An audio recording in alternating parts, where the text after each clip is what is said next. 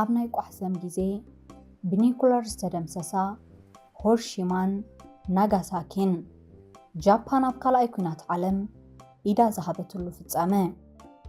ኣብ ታሪኽ ከም ንፈልጦ ኣብ መንጎ ናይ ኪዳን ሓይልታትን ፋሽስታውያን ሓይልታትን ካልኣይ ኩናት ዓለም ዝበሃል ዳርጋ ንሙሉእ ዓለም ዝጸለወ ኣዕናዊ ኩናት ተኻይዱ ነበረ። ኣብቲ ከባቢ 60 ሚልዮን ናይ ህይወት ክሳራ ዘጋጠሞ እዚ ኩናት እዚ ፋሽስታውያን ሓይልታት ዝነበራ ጣልያንን ጀርመንን ክሳብ ጉንበት 1945 ተስዒረን ኢደን ምስ ሃባ እቲ ኩናት ኣብ ኤውሮጳ ብወግዕ ኣብቅዐ። እንተኾነ ግን እታ ኣብቲ ኩናት እቲ መሓዛእተን ዝተሰዓራ ሃገራት ዝነበረት ጃፓን ኢዳ ጌና ስለ ዘይሃበት እቲ ኩናት ብዓለም ደረጃ ኣይብቅዕን ነበረ። እዚ እናኾነ ከሎ ናይ ኪዳን ሓይልታት ነታ ምንብርካኽ ኣብያ ዝነበረት ጃፓን ኣላሽ ንምባል ኣንፈተን ሙሉእ ብምሉእ ናብታ ሃገር ብምግባርን ን67 ከተማታት ናይቲ ሃገር ደብዲበን ኣብ ዘዕነዋሉ እዋን ጃፓን ኢዳ ምሃባ ቅበፀት። እዚ ኩነታት እዚ ድማ ንኺዳን ሓይልታት ብፍላይ ድማ ንኣሜሪካ ካልእ ናይ መወዳእታ ኣማራፂ ክወስዳ ገደደን። እቲ ክወስድኦ ዝሓሰብኦ ስጉምቲ ድማ በቲ ብዓለም ደረጃ ኣብ ወተሃደራዊ መጥቃዕቲ ተፈቲኑ ዘይፈልጥ ኒኩለራዊ ቦምብ ገይረን ነቲ ሃገር ብምድብዳብ ነቲ ኩናት መዛዘሚ ክገብራሉ ሃቀና። ነዚ መጥቃዕቲ እዚ ንምፍጻም እታ ኣብቲ እዋን ነቲ በይና ጥራይ ነቲ ኣጽዋር ወኒናቶ ዝነበረት ኣሜሪካ በይናዊ ሓላፍነት ተሰከመት። ነዚ መደብ እዚ ንምስላጥ ኣሜሪካ ንእሽቶ ወድን ረጒድ ሰብኣይን ዝበሃላ ክልተ ኣቶሚካውያን ቦምብታትን ናይ መወንጨፊ መሳርሒታትን ብምድላው ስራሕ ጻፈፈት። ብወርሒ ነሓሰ ናይ 1945 ኣብ ናይ 3 መዓልታት ፍልልይ ኣሜሪካ ኣብ ልዕሊ ሂሮሺማን ናጋሳኪን ዝተባሃለ ክልተ ከተማታት ናይ ጃፓን ኒኩለር መጥቃዕቲ ብምግባር ነተን ከተማታት ኣዕነወተን። በቲ ዝበዝሑ ሲቪል ዝርከብዎም ከባቢ 226,000 ሰባት ዝተቀዘፉሉ ማንታ መጥቃዕቲ ተገዲዳ ድማ ጃፓን ኢዳ ስለ ዝሃበት እቲ ኩናት ብዓለም ደረጃ ወግዓዊ መኸተምታ ተገብረሉ። እቲ ደብዳብ ተኻይዱ ኣብ ዝቐጸላ 3 ኣዋርሕ ጥራይ ብኒኩለራዊ ጨረርን ብከላን ብዓሰርተታት ኣሽሓት ሰባት ስለ ዝሞቱ እቲ ኣጽዋር ክሳብ ክንደይ ሓደገኛ ምንባሩ ኣመስከረ። ክቡራት ተኸታተልትና እቲ ኒኩለራዊ መጥቃዕቲ ስለምንታይ ተደልዩ? ነቲ መጥቃዕቲ ንምፍጻም እንታይ መድላዋት ተገብረ? እንታይ ዓይነት ዕንወት ተኸቲሉ? እንታይ ወተሃደራውያን ፖለቲካውያን ሳዕቤናት ኣምጽኡ? እቲ ኩናት ስለምንታይን ብኸመይን ኣቋሪጹ? ብድሕሪኡ እንታይ ጥዕናዊ ሳዕቤናት ኣብ ዜጋታት ናይታ ሃገር ኣምጽኡ ንምርኣይ ነቲ ኩነታት ዓሚቕና ክንፍትሾ ስለ ዝኾንና ምክትታልኩም ኣይፈለየና። ከም ኣካል ካልኣይ ኩናት ዓለም ኣብ መንጎ ናይ ኪዳን ሓይልታትን ሃገረ ጃፓንን ብኩናት ሰላማዊ ውቅያኖስ ዝፍለጥ ኣብ ከባቢ ጃፓን ዝካየድ ዝነበረ ኣዕናዊ ኩናት ይካየድ ነበረ። ኣብታ ኣሜሪካ ኣብ ናይ ካልኣይ ኩናት ዓለም ግጭት 1.25 ሚልዮን ሰባት ዝኸሰረትሉ እዋን ካብኦም እቶም ከባቢ 1 ሚልዮን ኣብዚ ኩናት ዝሃለቑ ብምንባሮም እዚ ናይ ሰላማዊ ውቅያኖስ ኩናት ክሳብ ክንደይ ኣዕናዊ ከም ዝነበረ ንምግማቶ የሸግርን። በዛ ኣብ ከባቢ ጃፓን ዝነበራ በርማ፣ ፊሊፒንስ፣ በርኖ ዝካየድ ዝነበረ ናይ ሰላማዊ ውቅያኖስ ኩናት ኣሜሪካ ብዙሕ ሰራዊታ ስለ ዝኸሰረት ዓቕሚ ሰብ ናይ ኣሜሪካ እናተጸንቀቐ ክመጽእ ጀመረ። ብኡ መጠን ድማ እቲ ኩናት እንተደኣ ቀጺሉ ኣብ ዓቕሚ ሰብ ናይ ኣሜሪካ ዝገደደ ዕንወት ክመጽእ ምዃኑ ሕቡራት መንግስታት ኣሜሪካ እናተረዳኣ ክመጽእ ጀመረ። ብተወሳኺ እውን ሰራዊት ኣሜሪካ በቲ ናይ ግዜ ገደብ ዘይነበሮ ንውሓት ናይቲ ኩናት ኣማሪሩ ንገዝኡ ክምለስ ጠለባት ከቕርብ ስለ ዝጀመረ እዚ ኩነታት እዚ ንኣሜሪካ እናሰከፋ መጸ። ስለዚ ድማ ኣብዛ ሃገር ነዚ ስክፍታታት ኣብ ግምት ብምእታው ዝተኸፍለ ዋጋ ይከፈል ነቲ ኩናት መዛዘሚ ክትገብረሉ ይጽንሓለይ ዘይበሃሉ ዕማም ኮና። ከም ውጽኢቱ ድማ ኣሜሪካ ዝሓቶ ዋጋ ብዘየገድስ ሓጺርን ውጽኢታውን መጥቃዕቲ ኣብ ልዕሊ ጃፓን ዝፍጸመሉ ኣማራጺታት ሃሰው ክትብል ጀመረት። በንጻሩ ጃፓን በታ ኣብዚ ከባቢ ተካይዶ ዝነበረት ኩናት ዓቢ ቁጠባውን ወተሃደራውን ዕንወት ወሪድዋ ነበረ። በቲ መንግስቲ ጃፓን ኣይንምብርከኽን ኢሉ ዘካይዶ ዝነበረ ደማዊ ውግእ ብዙሓት መራኽብ ናይቲ ሃገር ዓንየን ስለ ዝነበራ ብመራኽብ ዝሳለጥ ወተሃደራውን ቁጠባውን ነጥፈታት ናይቲ ሃገር ብኸቢድ ተሃስዩ ነበረ። እተን ገለ ክፋለን ኣብ ምግፋፍ ዓሳ ክዋፈራ ዝነበረን መራኽብ ስለ ዝዓነዋ መጠን ምግፋፍ ዓሳ ናይቲ ሃገር ኣዝዩ ጎደለ። እዚ ማለት ድማ መጠን ምግፋፍ ዓሳ ናይቲ ሃገር ኣብ 1945 ምስቲ ናይ 1941 ዝነበረ መጠን ክነወዳድሮ ከለና 22 ሚእታዊ ጥራይ ምግፋፍ ዓሳ ይካየድ ስለ ዝነበረ ውሕስነት መግቢ ናይቲ ሃገር ብኣሉታ እናተተንከፈ መፀ። ብተወሳኺ እውን ብሰንኪ ዕንወት ናይዘን መራኽብ ኣህጉራዊ ንግዲ ናይዚ ሃገር እውን ብኸቢድ ተጸልዩ ስለ ዝነበረ ቁጠባ ናይቲ ሃገር ባይታ ዘበጠ። ኣብ ርእሲ እዚ እውን ሕርሻዊ ጽላት ናይቲ ሃገር ብፍላይ ድማ ፍርያት ሩዝ ኣዝዩ አንቆልቂሉ ስለ ዝነበረ እዚ ምስቲ ልዕል ኢልና ዝገለጽናዮ ናይ ዓሳ ሕፅረት ተደሚሩ መብዛሕትኡ ህዝቢ ናይቲ ሃገር ብሕፅረት መግቢ ይሳቐ ነበረ። ማዕረ እዚ ቁጠባዊ ሃስያታት እቲ ሃገር በቲ ተካይዶ ዝነበረት ኩናት ቁጠባኣ ተተንኪፉ ስለ ዝነበረ እቲ ሃገር ነቲ ኩናት ንምክያድ ፋይናንሳዊ ሓጓፋት እውን ከጋጥማ ጀሚሩ ነበረ። እንተኾነ ግን ሰራዊት ጃፓን ኣይንምብርከኽን ዝብል ኒሕ ስለ ዝነበሮን ክሳብ እታ ናይ መወዳእታ እዋን እናተታኮሰ ህይወቱ ክሕልፍ ይመርጽ ስለ ዝነበረን ናይ ምቅላስ መንፈሱ ልዑል ነበረ። መብዛሕትኦም ናይ ጃፓን ሰራዊት ኣብቲ ኩናት ክሞቱን ከም ናይ መወዳእታ ኣማራፂ ድማ ነብሰ ቅትለት ክፍጽሙ ተዳልዮም ስለ ዝነበሩ እቲ ሃገር ብዙሓት ምሩኻት ኩናት ኣይነበርዋን። ስለዚ ድማ እተን ብምድኻም ቁጠባ ናይ ጃፓን ሞራል ጌረን ኩናት ዝቕጽላ ዝነበራ ናይ ኪዳን ሓይልታት እቲ ኩናት ዛዚመን ንጃፓን ከይቆጻጸራ እዚ ናይ ሰራዊት ጃፓን ልዑል ወተሃደራዊ ሞራል ዕንቅፋት ኮነን።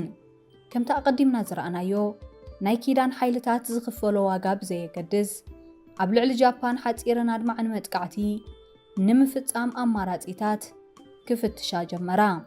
እቲ ዝተመርጸ ቀንዲ ኣማራጺ ብስርሒት ዳውንፎል ዝፍለጥ ወተሃደራዊ ስርሒት ጌርካ ንጃፓን ምውራር ነበረ። እዚ ስርሒት እዚ ብክልተ ዓበይቲ ስርሒታት ዝቆመ ኮይኑ እቶም ነዚ ዓብ ስርሒት ዝቆሙ ክልተ ስርሒታት ድማ ኦሎምፒክን ኮርነትን ተባሂሎም ይጽውዑ። ብመሰረት እዚ ውጥን እዚ ብስርሒት ኦሎምፒክ ጌርካ ኣብ ደቡባዊ ክፋል ናይ ጃፓን ዝነበራን ንወራር ጃፓን ምቹእ ዝኾናን ደሴታት ምቁጽጻር ክኸውን ከሎ በትስዒቡ ዝቕጽል ካልኣይ ገጽ ናይቲ ዓብ ስርሒት ጌርካ ድማ ንምልእቲ ጃፓን ምውራር ነበረ። ብመሰረት እቲ ውጥን ተቀዳማይ ስርሒት ብ1945 ክጅምር ከሎ እቲ ካልኣይ ክፋል ናይቲ ዓብ ስርሒት ድማ ኣብ 1946 ክትግበር ተወሰነ። እንተኾነ ግን ናይ ሽዑ መንግስቲ ጃፓን ነቲ ውጥን ፈሊጡ ነቲ ወራር ንምዕጋት ዘድሊ ምድላዋት ክገብር ጀመረ። ከም ኣካል ናይቲ ምክልኻል መደብ ድማ መንግስቲ ጃፓን ኣብ ከባቢ ቻይና ዝነበሩ ሰራዊቱ ናብቲ ንኽውረር ተሓፂዩ ዝነበረ ደቡባዊ ክፋል ናይ ጃፓን ስለ ዘንቀሳቐሶ እቲ መንግስቲ ብሓንቲ ስጉምቲ ንሓንፀፅቲ ኩናት ናይ ኪዳን ሓይልታት ክቅድሞም ከኣለ። ጃፓን ነቲ ተወጢኑ ዝነበረ ናይ ወራር መጥቃዕቲ ንምፍሻል 2.3 ሚልዮን ሰራዊት ኣብቲ ቦታ ኣብ ርእሲ ምቕማጣ ካልኦት 28 ሚልዮን ሲቪል ሚሊሻታት ድማ ከም ተደራቢ ሓይሊ ኣዳልያ ነቲ ዘይተርፍ መጥቃዕቲ ንምብርዓን ምድላዋት ጻፈፈት። ሓንፀፅቲ ኩናት ናይ ጃፓን እቲ ኩናት ኣህላቕ ክኸውን ከም ዝኽእል ኣብ ርእሲ ምግማቶም ከባቢ 20 ሚልዮን ህይወት ጃፓናውያን ክኽፈል ምዃኑ ቀመሩ። ብመሰረት ኣሜሪካውያን ሓንፀፅቲ ኩናት ድማ እቲ ክካየድ ተወጢኑ ዝነበረ ወራር ከባቢ 4 ሚልዮን ናይ ኪዳን ሓይልታት ሰራዊት ካብ ስራሕ ወፃኢ ክኾኑ ምዃኖም ተገመተ። ስለዚ ድማ ኣዘዝቲ ኩናት ናይ ኪዳን ሓይልታት ነቲ ዝተገመተ ጉድኣት ናይ ሰራዊት ንምቕናስን ጃፓን ቀልጢፋ ኣብ ትሕቲ ቁፅፅር ንምእታውን ጎኒ እቲ ወራር ኣብቲ ብዓለም ውጉዝ ዝኾነ መርዛም ስነ ቀመማውን ስነ ህይወታውን ኣፅዋራት ክጥቀሙ ምድላዋቶም ኣጻፈፉ። እቶም ነቲ መጥቃዕቲ ሓገዝቲ ዝነበሩ ኣብ ደቡባዊ ክፋል ናይቲ ሃገር ዝነበሩ ደሴታት ኣብ ትሕቲ ሰራዊት ጃፓን ስለ ዝነበሩ እቲ መጥቃዕቲ ከምቲ ዝተወጠኖ ክቕፅል እንተኾይኑ ምትሓዝ እዞም ቦታታት ኣገዳሲ ስለ ዝነበረ ድሕሪ ብዙሕን ዝተወሃሃደን መጥቃዕቲ እዞም ቦታታት ኣብ ትሕቲ ቁፅፅር ኪዳን ሓይልታት ኣተው። ነፈርቲ ናይ ኪዳን ሓይልታት ካብዘን ደሴታት እናተበገሳ ንወተሃደራውን ኢንዱስትርያውን ዕላማታት ናይ ጃፓን ክድብድባ ጀመራ። እንተኾነ ግን እቲ ነዚ ኣቐዲሙ ገሚትዎ ዝጸንሐ መንግስቲ ጃፓን ንኣገደስቲ ወተሃደራውያንን ኢንዱስትርያውያንን ትካላት ናይቲ ሃገር ናብ ውሑስ ቦታ ኣግዒዝዎን ስለ ዝጸንሐ እቲ መጥቃዕቲ ዘድሊ ፍረ ከምጽእ ኣይከኣለን። ነዚ ዝተዓዘቡ ናይ ኪዳን ሓይልታት ኣዘዝቲ ድማ ነዘን ትካላት እዚአን ንምርካብ ኣብ ከተማታት ጃፓን ኣልማማ ናይ ኣየር ደብዳብ ኣካየዱ። ኣብቲ ኣብ ከተማ ቶኪዮ ጥራይ ኣብ ሓደ መዓልቲ ዝተኻየደ ደብዳብ 100,000 ጃፓናውያን ክሞቱ ከለዉ 267,000 ዓበይትን ማእከሎትን ህንጻታት ናይቲ ሃገር ዓነዉ። ኣብቲ እዋን እቲ በቲ ነቲ ስርሒት ንምድላው ክካየድ ዝጀመረ ናይ ኣየር መጥቃዕቲ 100 ማእከሎትን ዓበይትን ከተማታት ናይ ጃፓን ስለ ዝተደብደባ እቲ ደብዳብ ክሳብ ክንደይ ዓናው ነይሩ ንምፍላጥ እዚ ልዕል ኢልና ዝረኣናዮ ኣብ ልዕሊ ከተማ ቶኪዮ ዝተፈጸመ ደምሳሲ ናይ ኣየር ደብዳብ ምዝካር እኹል እዩ። ሰራዊት ጃፓን ነቲ ዕረፍቲ ዘይህብ ዝነበረ ናይ ነፈርቲ ደብዳብ ንምብርዓን ብጸረ ነፈርቲ ዓቕሙ ዝፈቐዶ ናይ ምክልኻል ስጉምቲ እኳ ይወስድ እንተነበረ ነተን ኣብ ልዑል ርሕቐት ኮይነንን ካብ ራዳር ተኸዊለንን ደብዳብ ዘካይዳ ዝነበራ ሓሽከት ነፈርቲ ክምክተን ስለ ዘይከኣለ ካብ ቁፅፅር ወፃኢ ኾኖ። እንተኾነ ግን እዚ ከቢድን ዝተወሃሃደን ናይ ነፈርቲ ደብዳብ ንጃፓን ከንበርክኽ ስለ ዘይከኣለ ሓይልታት ኪዳን ናብ ካልእ ዝኸፍአን ንጃፓን ኢዳ ከምትህብ ዝገብርን መድረኽ ናይ መጥቃዕቲ ንምስግጋር መገዲ ኸፈተ። ኣብ ርእሲ እዚ ክንገልጾ ዝጸናሕና ንጃፓን ከንበርክኽ ዘይከኣለ ናይ ኣየር መጥቃዕቲ መንግስቲ ጃፓን ነቲ ተሓሲቡ ዝነበረ ዓብ ስርሒት ኣቐዲሙ ፈሊጡ ዕርዱ ስለ ዘደልደለ እቲ ተሓሲቡ ዝነበረ ስርሒት ተሰረዘ። እቲ ብድሕሪኡ ዝተሓስበ ሓዱሽ መጥቃዕቲ ድማ ኣብ ታሪኽ ዓለም ናይ መጀመርያ ተዘክሮ ዝነበረ ናይ ኒውክለር መጥቃዕቲ እዩ። ክቡራት ተኸታተልትና ኣብቲ ኣብ መንጎ ኣሜሪካን ሕብረት ሶቪየትን ዝነበረ ጠፈር መንባሓተ ዝብል ውድድር እንትገልጽ ቪድዮ ከም ዘርእየና ኣሜሪካ ብሓገዝ ጀርመናውያን ሊቃውንቲ ኣቶሚካዊ ኣጽዋር ከም ዝሰርሐት ርኢና ነርና። ኣሜሪካ ብሓገዝ እዞም ጀርመናውያን ክኢላታት ተደጊፋ እታ እንኮነ ነቲ ኣዕናዊ ኣጽዋር እትውንን ሃገር ክትከውን በቕዐት። እታ እንኮነ ነዚ ኒውክለራዊ ኣጽዋር ዓጢቓ ዝነበረት ኣሜሪካ ነቲ ቦምብ ናብ ጃፓን ደርብያ ንኻልኣይ ኩናት ዓለም መኸተምታ ክትገብረሉ ሓሰበት። እቲ እዚ ዓይነት ደብዳብ ዘኸተሎ ደምሳሲ ዕንወት ኣብ ግምት ተኣትዩ ኣሜሪካ ነዚ መጥቃዕቲ ፈጺማ ገለ ረብሓታት ክትረክብ ወጠነት። ገለ ካብቲ በቲ መጥቃዕቲ ዝርከብ ረብሓ ምስ እንጠቅስ ኣሜሪካ በዚ ደብዳብ ተሓጊዛ ኣብ ህዝብን መንግስትን ጃፓን ዓብ ስነ ኣእምሮውን ሞራላውን ነውፂ ብምስዓብ ንጃፓን ኢዳ ከምትህብ ምግባራ ነበረ። ብተወሳኺ እውን በዚ መጥቃዕቲ ዓለም ሙሉእ ክተሰንብድ እሞ ኣሜሪካ እታ እንኮ ናይ ዓለምና ተፈራሒት ሃገር ንኽትከውን የኽእላ ነበረ። ኣብ ርእሲ እውን ኣሜሪካ በዚ ደብዳብ ተሓጊዛ እቲ ኣብ ወራር ጃፓን ክሃልቕ ተገሚቱ ዝነበረ ሰራዊታ ክትዕቅብ ስለ እትኽእል እዚ ጉዳይ እዚ ሓደ ካብቶም ቀንዲ ረብሓታት ናይ ዝደምሳሲ መጥቃዕቲ ነበረ። ኣብ ኣሜሪካ ብላዕለዎት ሓለፍቲ መንግስቲ ናይ ኒውክለር ክኢላታት ቴክኒካውያን ክኢላታት ዝቖመት ኮሚቴ ድሕሪ ምምስራታ እቲ መጥቃዕቲ ብኸመይን ነየኖት ከተማታት ናይ ጃፓን ዕላማ ክገበር ከም ዘለዎን ንምዝታይ እዛ ኮሚቴ ኣብ ጽዑቕ ኣኼባ ተጸምደት። ቅድምተን ክጥቃዓ ዝነበረን ከተማታት ምርቋሕ ንከተማታት ጃፓን ፈልዩ ብቐዳምነት ከጥቃዓ ዝነበረን ንምልላይ ክሕግዝ ቅጥዒ ክዳሎ ስለ ዝነበሮ ኣብዚ ጉዳይ እዚ ገለ መምዘኒታት ቀረቡ። ብመሰረት እቲ ዘተ ዝበዝሐ ኢንዱስትርያላዊ ወተሃደራዊ ቁጠባዊ ንጥፈታት ዝካየደለን ከተማታት ናይቲ ሃገር ድሕሪ ምልላየን 5 ከተማታት ግዳይቲ መጥቃዕቲ ክኾና ተሓፀያ።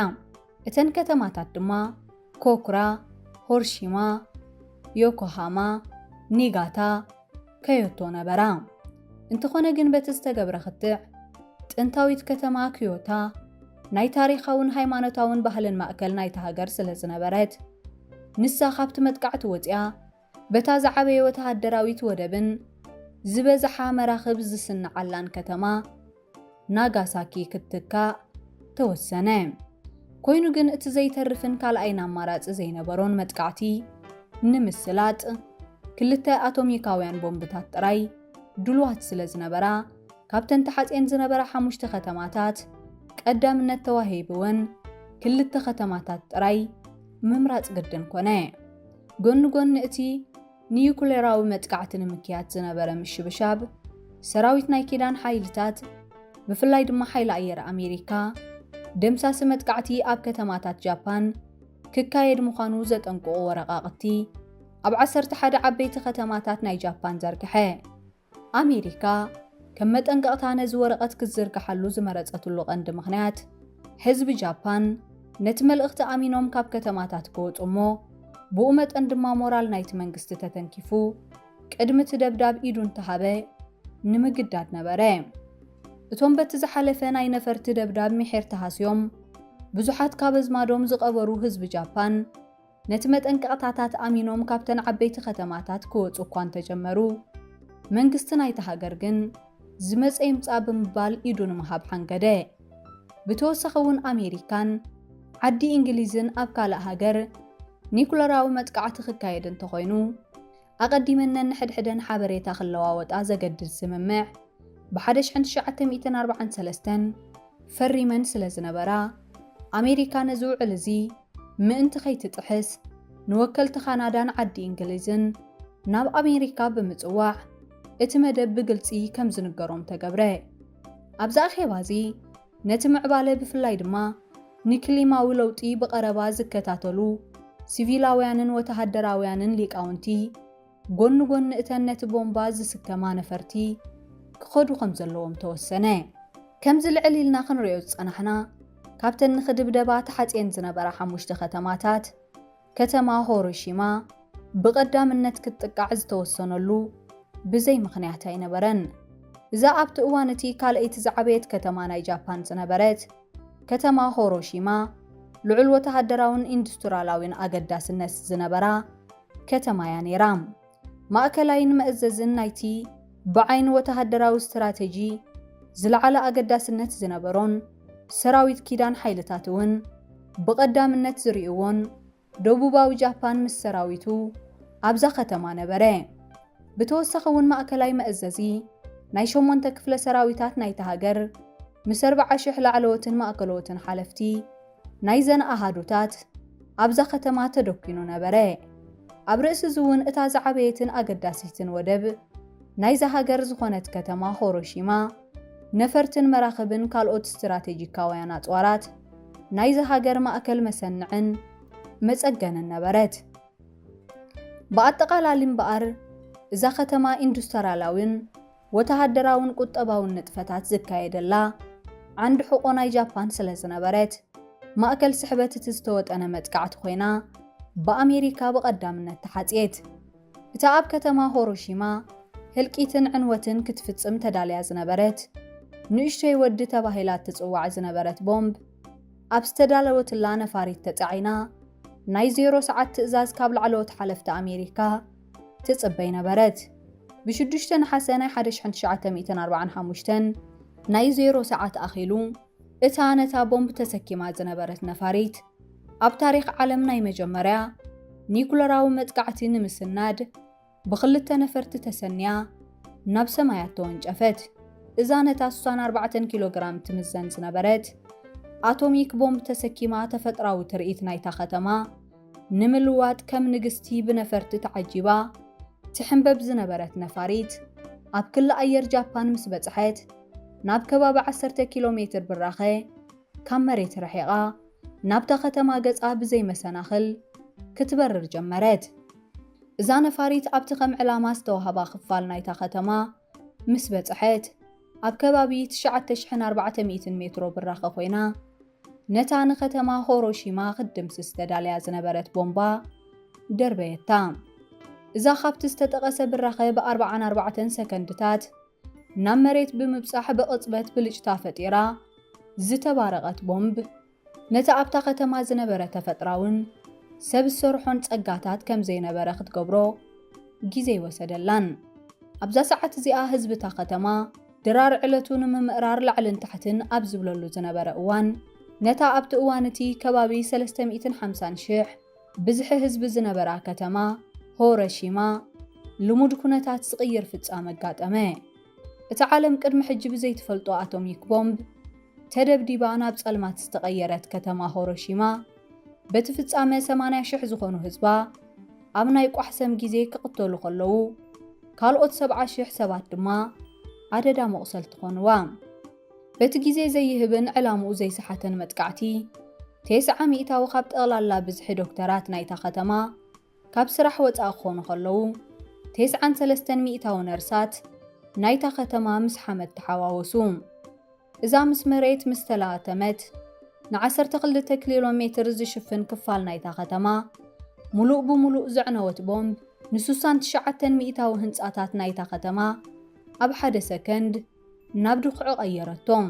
እዛ እቲ መጥቃዕቲ ክፍጸም ከሎ ንወተሃደራዊ ዕላማታት ጥራዩ ከጥቅዕ ኣብ ዝተባሃለሉ እዋን ን20,000 ኣብታ ከተማ ዝነበሩ ኣባላት ሰራዊት ጥራይ ቀቲሉ ብኣንጻሩ ተዓጻጻፊ ብዝሒ ዝነበሮም ንጹሃት ሲቪል ሰባት ግዳይ ብምግባሩ ካብ ግብረ ሽበራ ተፈልዮ ይርአን።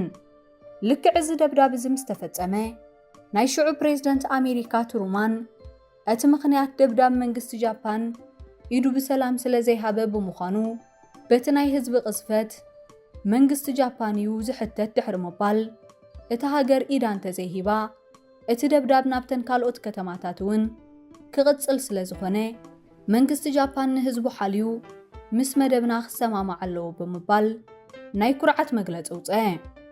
ናይ ሽዑ መንግስቲ ጃፓን ብርቱዕ ሕማም ካብ ሞት ነይሓልፍ ብምባል ኢዱ ከም ዘይህብ ሓበረ። ልክዕ ኣብዚ እዋን እዚ እታ ብመልሲ መንግስቲ ጃፓን ዝተቆጥዐት ሕብረት ሶቪየት ነቲ መንግስቲ ዝያዳ ጸቕጢ ንምፍጣር ብወገን ቻይና ሓድሽ ናይ ምድሪ መጥቃዕቲ ኣንጻር ጃፓን ከፈተት። ኣሜሪካ ከም መንግስቲ ጃፓን ዝኾነ ናይ ኢድ መሃብ ምልክት ስለ ዘይረኣየት ተወሳኺ መጥቃዕቲ ከተካይድ ግድን ኮና። ከም ውጽኢቱ ድማ ከተማ ናጋሳኪ ልክዕ ከም ሓፍታ ከተማ ሂሮሺማ ክትዓኑ ተፈርደት። እዛ ኣብቲ እዋን እቲ 263,000 ተቐማጦ ዝነበርዋ ከተማ ናጋሳኪ ሓንቲ ካብተን ኣብ ደቡባዊ ጃፓን ዝነበራ ዝዓበያ ወደባት ነበረት። እዛ ኣብቲ እዋን እቲ ማእከል ኣገደስቲ ኢንዱስትራውያን ንጥፈታት ዝነበረት ከተማ ናጋሳኪ መራኽብ ወተሃደራውያን መሳለጥታትን ካልኦት ናይ ውግእ መሳርሒታትን ዝፈርየላ ኣብ ቁጠባ ጃፓን ኣገዳሲት ከተማ እያ ነይራ።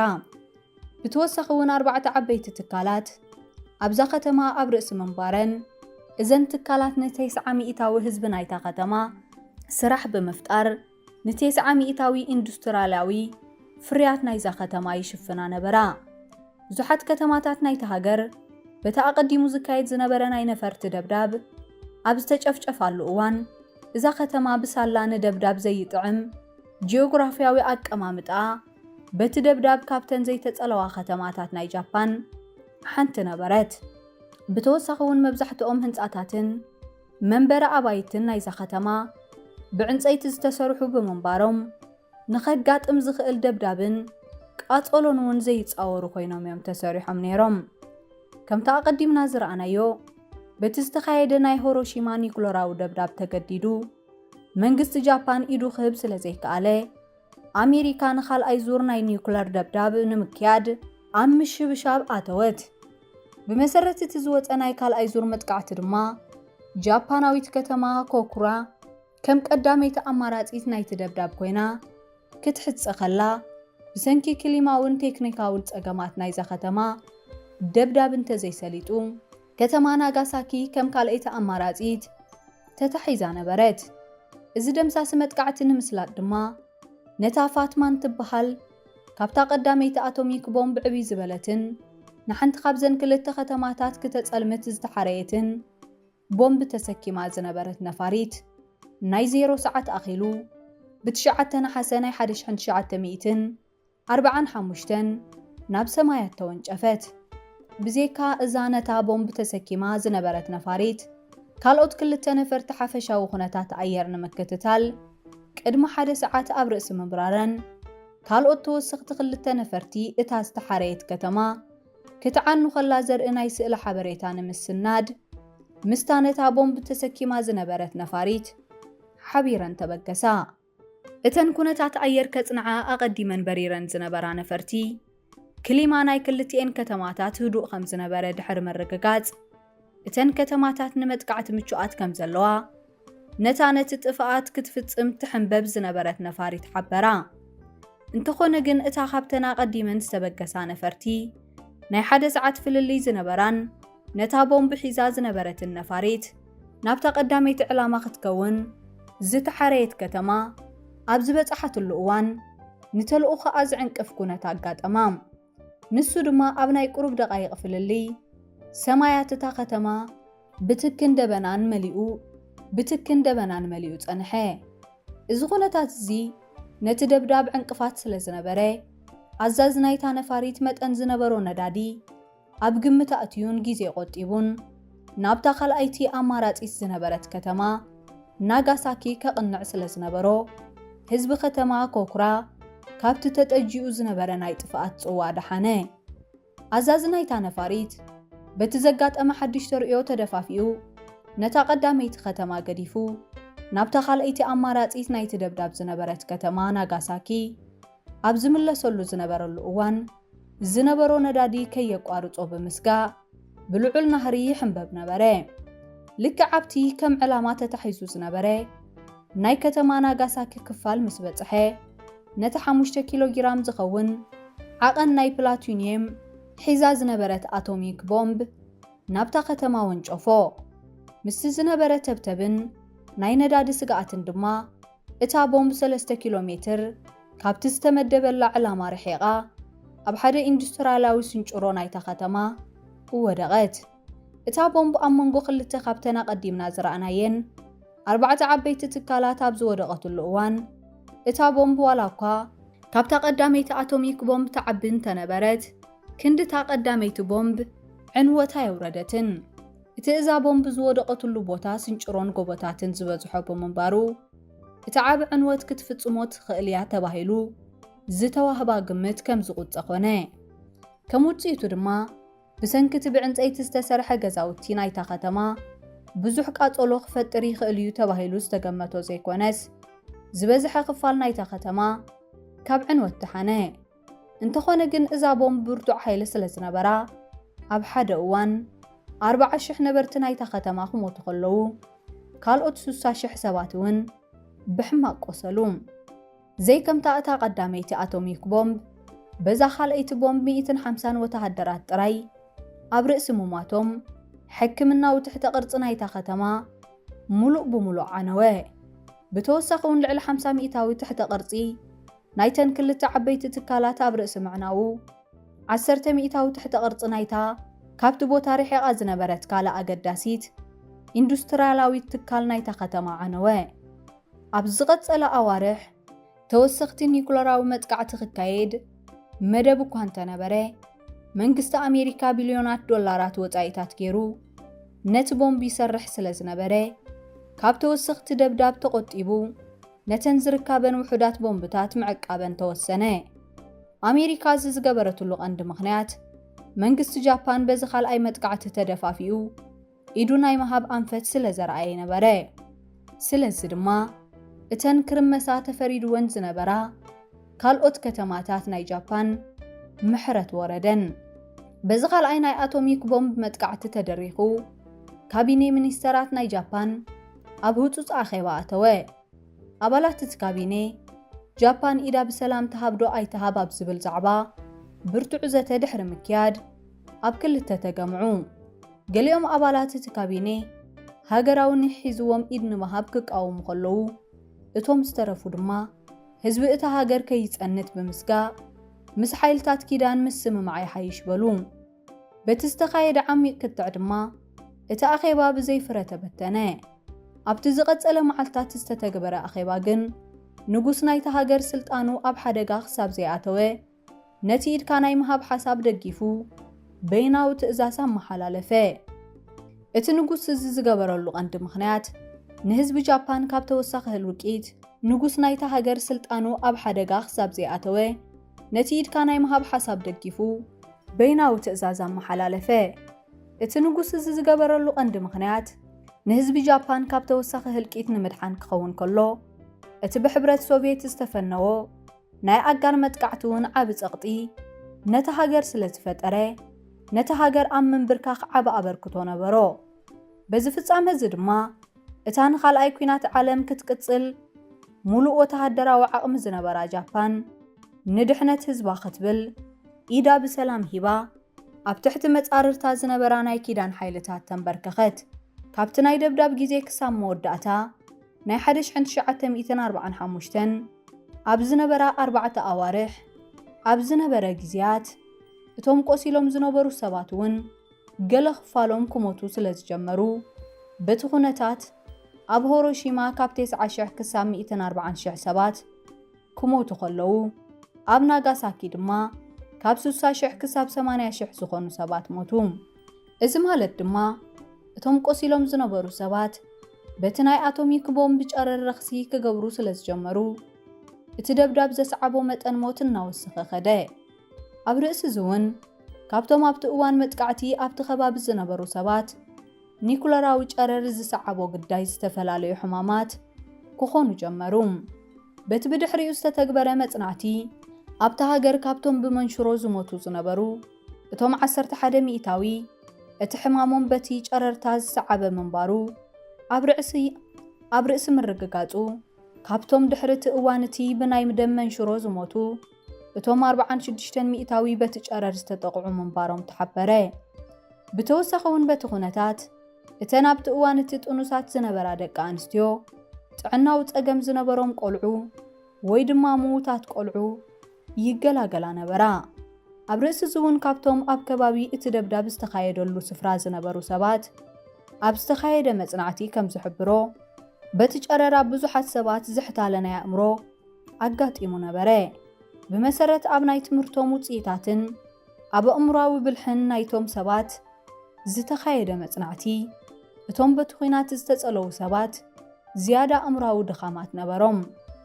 ብኣጠቓላሊ እምበኣር በቲ ደብዳብ ብዙሓት ሰባት ምህላቆምን ምቕሳሎምን ከይኣክል እቶም ከም ውፃእ መዓት ዝጥቀሱ ሰባት ግዳይ ዝተፈላለዩ ሕማማትን ጥዕናዊ ነውፅን ኣብ ርእሲ ምዃኖም ናብ ደቆም እውን እቲ ፀገም ይሓልፍ ነበረ። እዚ ከይኣክል እቶም በቲ ጨረር ተጠቂዖም ዝነበሩ ሰባት ኣብ ወሊድ ፀገም ኣለዎም ወይ ድማ ካብ ወለዶ ናብ ወለዶ ዝመሓላለፍ ሕማም ኣለዎም ተባሂሉ ኣብ መውስቦን ስራሕን መጠናዊ ተነፅሎ የጋጥሞም ነበረ። ብኣጠቓላሊ እምበኣር ብዙሓት ሰባት በቲ ኣብ ከተማ ሂሮሺማ ዝተኻየደ ደብዳብ ሃዲሞም ኣብ ናጋሳኪ ድሕሪ ምዕቋቦም ካልኣይ ግዜ እውን ካብቲ ናይ ከተማ ናጋሳኪ መጥቃዕቲ ስለ ዝደሓኑ ከም ድርብ ውፃእ መዓት ተባሂሎም ዝድቀሱ ከም ዘለዉ ከይጠቐስናዮ ክንሓልፍ ኣይንደልን። ኣብ መደምደምታ እምበኣር ክቡራት ተኸታተልትና እዚ ናይ ኒውክለር መጥቃዕቲ ወላ እኳ ሂወት እንተወሰደ ነታ ወተሃደራዊ ዓቕማ ዘይፀንቀቐት ዝነበረት ጃፓን ኣንበርኪኹ ንኻልኣይ ኩናት ዓለም መኸተምታ ብምግባሩ ብገለ ክፋሉ ከም ዕዉት ኮይኑ ይግለጽ። እዚ መጥቃዕቲ እንተዘይግበር ነይሩ እታ ልዑል ወተሃደራዊ ዓቕሚ ዝነበራ ጃፓን ቀልጢፋ ኢዳይ ማሃበትን እሞ እቲ ኩናት ተናዊሑ ብዙሕ ናይ ሰብ ክሳራ ኣብ ሓይልታት ኪዳን መጋጠመ ነይሩ። እንተኾነ ግን እዚ መጥቃዕቲ እዚ ወላ እኳ ንኻልኣይ ኩናት ዓለም ኣብ ምዝዛም ልዑል ተራ እንተነበሮ ብዙሕ ሂወት ብምብልዑን ንብዙሓት ካልኦት እውን ኣደዳ ጥዕናዊ ፀገም ስለ ዝገበረን ከም ኣሉታዊ ሸነኽ ናይዚ መጥቃዕቲ ይጥቀስ። እዚ መጥቃዕቲ እዚ ንኣሜሪካ ብዘይካቲ ኣብ ጃፓን ዝተረኽበ ዓወት ኣብ ዓለም ኣብቲ እዋን እቲ እታ እንኮ ነቲ ኣዕናዊ ኣፅዋር እትውንን ሃገር ክትከውን ስለ ዝበቕዐት ከም በዓል ሶቪየት ሕብረት ዝኣመሰላ ተፃረርቲ ናይ ኣሜሪካ ፈጥፈጥ ክብላ ኸኣላ። ናይ ጃፓን ጸሊም ታሪኽ ኣብ ሃገራን ህዝባን ከይድገም ዝሰግአት ሕብረት ሶቪየት ነታ ኣፅዋር ኣብ 1949 ስለ ዘፍረየቶ ክልቲአን ሃገራት ኣብ ዲቕ ዝበለ ውድድር ናይ ኣፅዋር ተሸመማ። እታ ኣብዚ ውድድር ላዕለዋይ ኢድ ክትሕዝ ትደሊ ዝነበረት ኣሜሪካ ክንዲ 1000 ዕፅፊ ናይቲ ኣብ ጃፓን ዝደርበየቶ ቦምብ ርትዐ ዘለዎ ሃይድሮጂን ቦምብ ብምስራሕ ዳግማይ ነቲ ውድድር ከሰበትሉ። ብኣጠቓላሊ እምበኣር ብሰንኪ እዚ ናይ ጃፓን ደብዳብ እዘን ክልተ ዓርሞሾሽ ሃገራት ኣብ ናይ ኣፅዋር ውድድር ስለ ዝተጸምዳ ኣብ 1986 ጥራይ ኣሜሪካ 23317 ኒኩለራዊ ኣጽዋራት ክህልዋ ከሎ ብኣንጻሩ ሕብረት ሶቪየት ድማ 40159 ኒኩለራዊ ኣጽዋር ነበራ። ብተወሳኺ እውን እዚ ፍጻመ እዚ ነታ በቲ ኩነታት እቲ ዝባህረረት ጃፓን ንሓዋሩ ካብ ኩናትን ወረ ኩናትን ከም ትርሕቕ ብምግባር ንህዝብን መንግስትን ጃፓን ዓብ ትምህርቲ ኣቕሲሙ ሓለፈ።